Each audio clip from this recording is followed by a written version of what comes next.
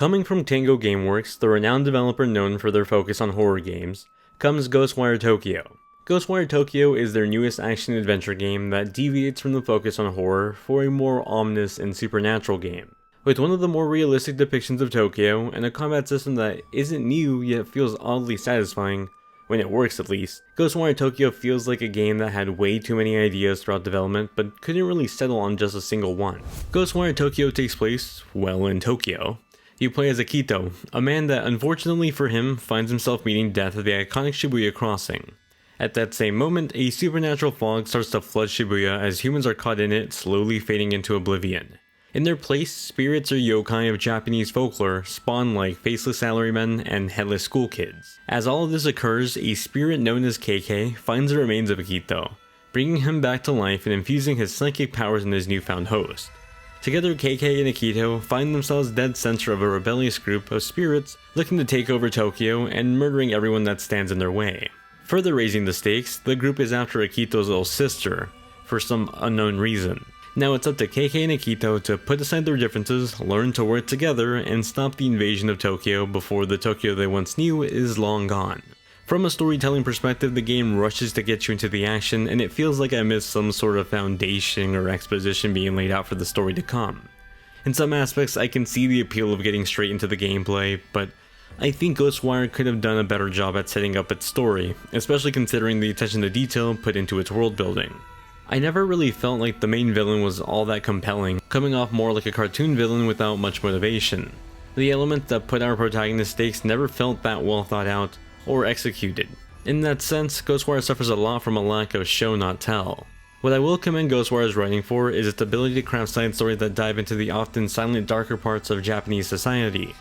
These social omens, if you will, are elevated and put at the forefront, with the explanation being the spirits or yokai that are haunting the unbeknownst citizens. However, at times the Japanese folklore angle does feel like a support crutch used to cover up what otherwise would be a lazy fetch quest. That seems to be a lot of the general overview with this game, a really cool backdrop or vignette on an otherwise just okay game.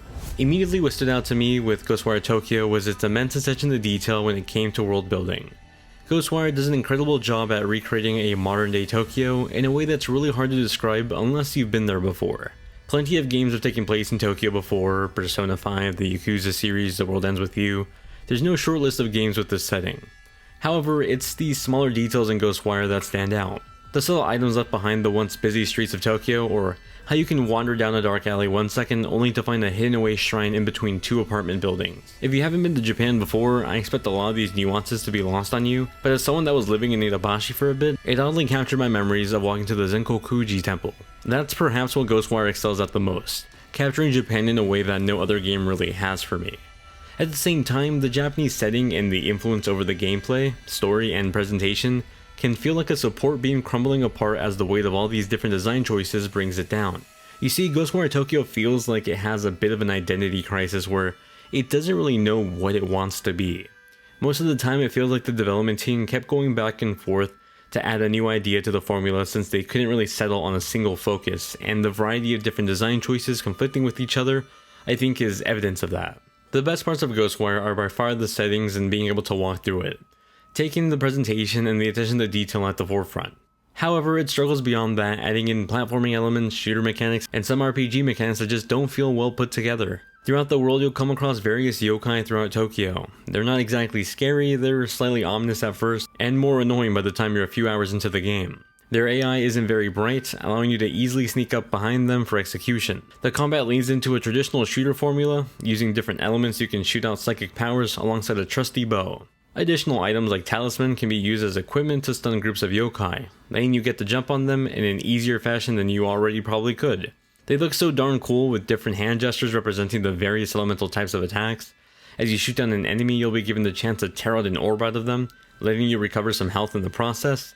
It's an oddly satisfying motion, especially with the haptic feedback of the DualSense. That combat flow though quickly starts to lose its fun factor the moment you realize how bad the controls are for combat. It feels like the team designed this game that was meant to be more like a narrative-driven walking simulator, only to add combat in later, and the controls just don't translate over at all. Aiming at enemies feels stiff and cumbersome, and adjusting the incredibly high default sensitivity didn't help at all. Suddenly the stuff I got excited about in the combat started to feel more like chores because of the odd tank-like controls. That only continued on into the other design choices like the RPG elements. Using skill points, I'm able to further upgrade my abilities to aid me in combat and movement, but because my controls felt so stiff, I never really enjoyed being able to get more powerful over time. The clothing options I was able to unlock and try on didn't really impact or alter anything outside of when I happened to be in the photo mode or just the occasional third-person cutscene. Like the combat, the platforming moments are simple but feel awkward to control, whether it was gliding across a building or using a faraway yokai to grapple myself to a building. It never felt all that satisfying, and the controls just were a bit awkward. The only time I felt like Ghostwire Tokyo truly found its footing was when it combined the great world design with interesting looking mazes and puzzles that truly used the whole supernatural vignette in clever ways. In many ways, these moments felt like a Japanese take on control puzzles, but with their own unique touch that made these the highlights of the campaign. Every time these instances came up, it was a delightful surprise that pulled me out of the rut I was feeling playing through the combat sequences. While I have my criticisms of its gameplay, I don't have a lot for its presentation, as Ghostwire Tokyo is one beautiful looking game. I can easily get lost in just wandering the realistic depiction of Tokyo. The lovely mesh of traditional Japanese architecture along with the modern day staples look beautiful. The weather effects, although there really weren't too many, look great. Something about walking through Shibuya as the rain dropped into the reflective floor surfaces just felt so peaceful despite the otherworldly horrors occurring around me. The design of the yokai were really hit or miss for me. Some looked truly amazing and others not so much. I think partially the designs that didn't really resonate with me as much were those also partially affected by the derpy UI, like the faceless salarymen, feeling more like really dumb Slendermen when they'd run into fences walking toward me. Ghostwire Tokyo is available on both PS5 and PC.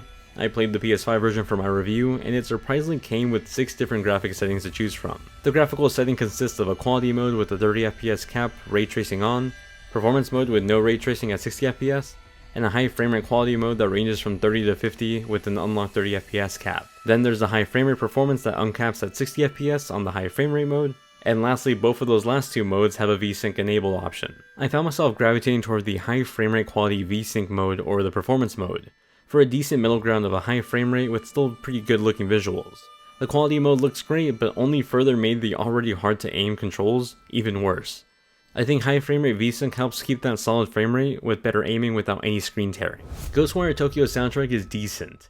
I didn't think it was bad, nor did I think it was amazing. It was serviceable, complementing the presentation but not really overshadowing it, usually feeding in and out of the background during cutscenes. Performance work is similar. I played in Japanese and I thought the voice work was just fine.